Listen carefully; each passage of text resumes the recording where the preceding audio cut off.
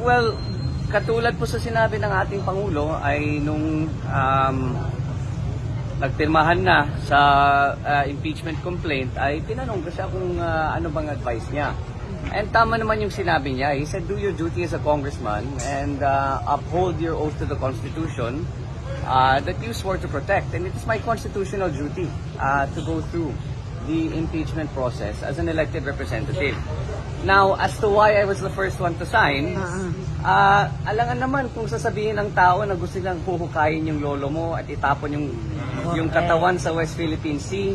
Sasabihin niya gusto niyang patayin ang Pangulo at ang First Lady na ang aking magulang at gusto niyang patayin ang Speaker. Ba't naman nagugulat ang tao na pipirma ako dyan?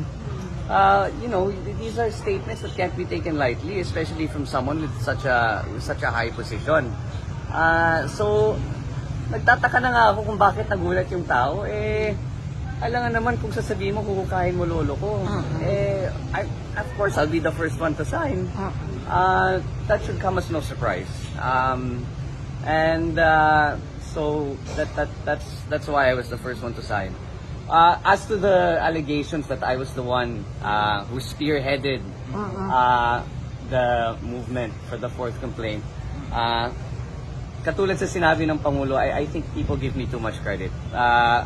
I was given the opportunity to sign, and I did sign, but I did not spearhead any movement, or I did not try to convince anyone to sign. I think they did that on their own volition. I did ask what their opinions were, and if they were going to sign or not, but that's about as far as that's about as far to the extent as to my involvement in collecting the signatures. Overwhelming yung numbers po, sir. More than the required numbers. Yes, well, the required was 1/3, umabot ng 215. As of today, I heard nasa 245 na tayo, may mga humabol.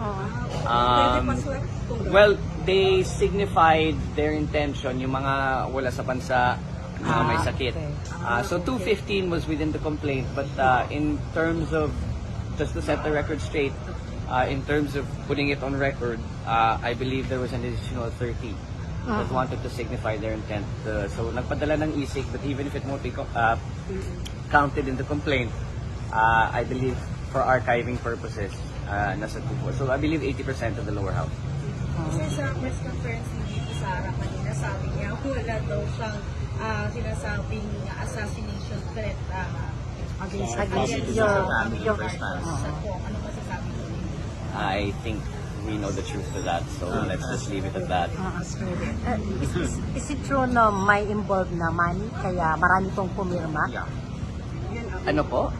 Meron din na naibibigay na pera dun sa pumirma ng mga congressman? I think that's just part of yung mga fake news ng mga DDS.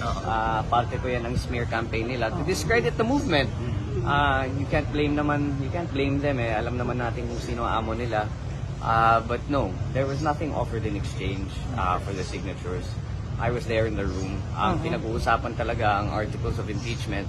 And then people were given the choice to sign or not. But whether there was any exchange or any monetary offer or any sinasabi nila may akap or AKX na kapalit, walang ganun. Walang ganun na ibinigay. Yung sinabi siya, parang medyo reluctant sa complaint as of today.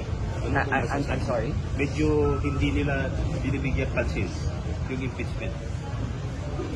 Well, that's their choice. Kung binabaliwala nila ang opinion ng 245 na mambabatas at ang mga iba't ibang grupo na sa tingin nila kailangan may impeach ang VP, that's their choice. If they don't want to give it importance, then let them not give it importance. But given the numbers, to us, it's important. How about in the Senate, sir? June na nila itatakil? Well, there is. I believe you heard the statement of the SP that said the impeachment court cannot proceed until there is session. There are other lawyers who say that because the impeachment court is independent of the legislative body, it can proceed as soon as possible. There are differing opinions to that. Pero I don't want to comment on the